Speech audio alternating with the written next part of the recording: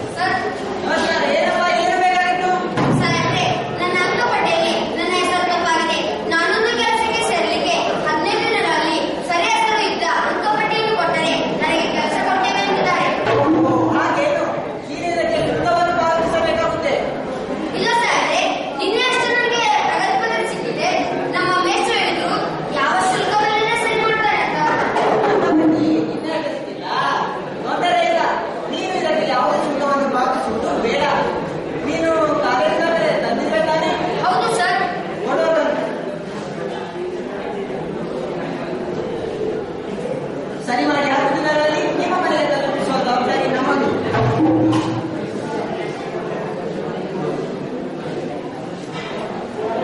ನೀವು ನಮಗೆ ಆಟಪಟ್ಟಿಯನ್ನು ಕೊಡುವ ದಾಖಲೆಯನ್ನು ತೆಗೆದುಕೊಳ್ಳಿ. ಆಯ್ತು ಸರ್, ನಾನಿನ್ನು ಬರುವ ಸಾಹೇಬ್ರೆ. ಆಯ್ತು, ಹೋಗಿ ಬಾ. ಸಾಹೇಬ್ರ ಹೇಳಿದ ಪ್ರಕಾರ 10 ದಿನಗಳಲ್ಲಿ ನನ್ನ ಅಂಕಪಟ್ಟಿ ಸಿಕ್ಕರೆ ಸಾಕು. ಅದೇ ನನ್ನ ಪುಣ್ಯ.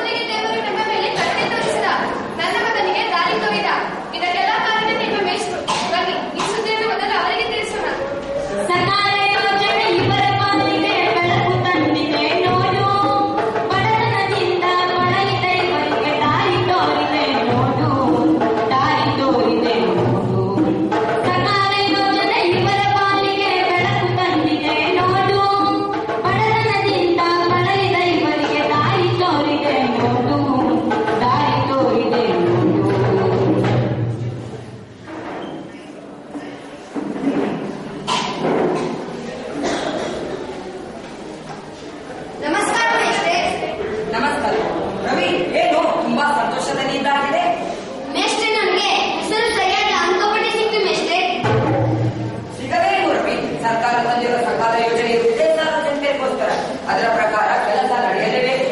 ಇಲ್ಲದಿದ್ದರೆ ಅಧಿಕಾರಿಗಳು ತಮ್ಮ ಕೆಲಸವನ್ನು ಕಳೆದುಕೊಳ್ಳಬೇಕಾಗುವುದು. ಮೇಷ್ಟ್ರೆ, ನಮ್ಮ ಮಗನಿಗೆ ಕಾಲೇಜಿಗೆ ಕಳಿಸುವುದು ಆದರೆ ಈಗ ಸಕಾಲ ಕಾರ್ಯಕ್ರಮದ ಬಗ್ಗೆ ತಿಳಿದು ನನ್ನ ಮಗನಿಗೆ ಇನ್ನೂ ಕೆಲಸ ಸಿಗುವಂತಾಯಿತು. ನಮ್ಮ ಬಡತನವು ದೂರವಾಗಿದೆ. ಏನೇ ಆಗಲಿ ಮೇಷ್ಟ್ರೆ, ನಮಗೆಲ್ಲ ಸಕಾಲ ಕಾರ್ಯಕ್ರಮದ ಬಗ್ಗೆ ತಿಳಿಸಿ ನನ್ನ ಮಗನ ಮನೆಯಲ್ಲಿ ಬೆಳಕು ತಂದಿದ್ದೀರಿ. ನಿಮಗೆ ತುಂಬಾ ಧನ್ಯವಾದಗಳು ಮೇಷ್ಟ್ರೆ. ನನಗೆ ಸಕಾಲ ಯೋಜನೆ ಜಾರಿಗೆ ತಂದಿರುವ ನಮ್ಮ ಸರ್ಕಾರಕ್ಕೆ ಧನ್ಯವಾದಗಳನ್ನು ಸಲ್ಲಿಸಬೇಕು.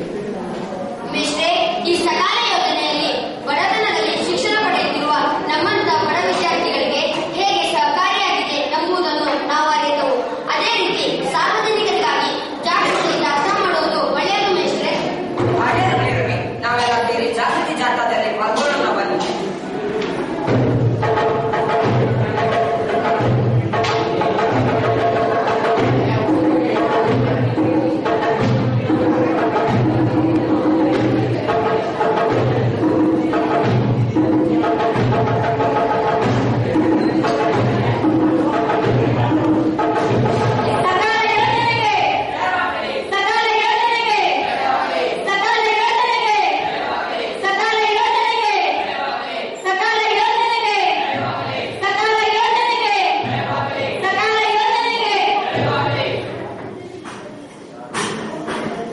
ಉದ್ಯೋಗ ಪುರುಷ ಲಕ್ಷಣವಾಗುವಂತೆ ತನ್ನ ಮೂಲಭೂತ ಸೌಕರ್ಯ ಜೀವನವನ್ನು ಏನಾದರೂ ಉದ್ಯೋಗ ಮಾಡಿ ಸಾಧಿಸಲೇಬೇಕೆಂಬುದು ಪ್ರತಿಯೊಬ್ಬ ಮಾನವರ ಅನುಭವದ ಸತ್ಯವಾಗಿದೆ.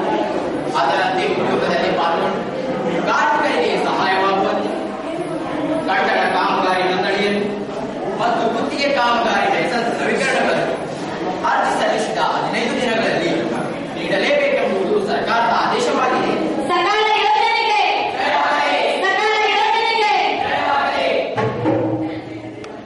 ಯಾವುದೇ ಸಾಧನೆಯ ಹಿಂದೆ ಹೆಣ್ಣು ಇದ್ದೇ ಇರುತ್ತಾಳೆ. ಹೆಣ್ಣು ಬಾಳಿನ ಕಣ್ಣು ಎಂಬ ನಾನುಡಿಯಂತೆ ಮಹಿಳೆಯು ಸಂಬಂಧಗಳಲ್ಲಿಯೇ ಅಗ್ರಸಂಬಂಧಿಯಾಗಿರುವ ತಾಯಿಯ ಸ್ಥಾನದಲ್ಲಿರುತ್ತಾಳೆ. ಈ ಮಹಿಳೆ ಹಾಗೂ ಮಕ್ಕಳ ಅಭಿವೃದ್ಧಿಗಾಗಿ ಸರ್ಕಾರವು ಸಕಾಲ ಕಾರ್ಯಕ್ರಮದ ಮೂಲಕ ಅಂಗನವಾಡಿ ಕೇಂದ್ರಗಳನ್ನು ಸ್ಥಾಪಿಸಿದೆ.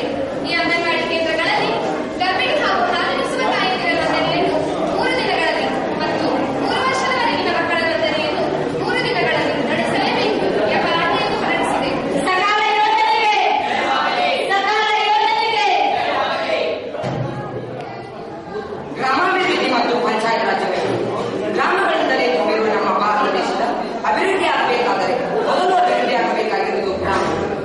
ತೀರ್ಮಾನಗೊಂಡ ಸರ್ಕಾರವು ಗ್ರಾಮಗಳಿಗೆ ಕುಡಿಯುವ ನೀರಿನ ವ್ಯವಸ್ಥೆಯನ್ನು 30 ದಿನಗಳಲ್ಲಿ, ಗ್ರಾಮ ನೈರ್ಮಲ್ಯ ವ್ಯವಸ್ಥೆಯನ್ನು 7 ದಿನಗಳಲ್ಲಿ, ಬೀದಿ ದೀಪ ದುರಸ್ತಿಯನ್ನು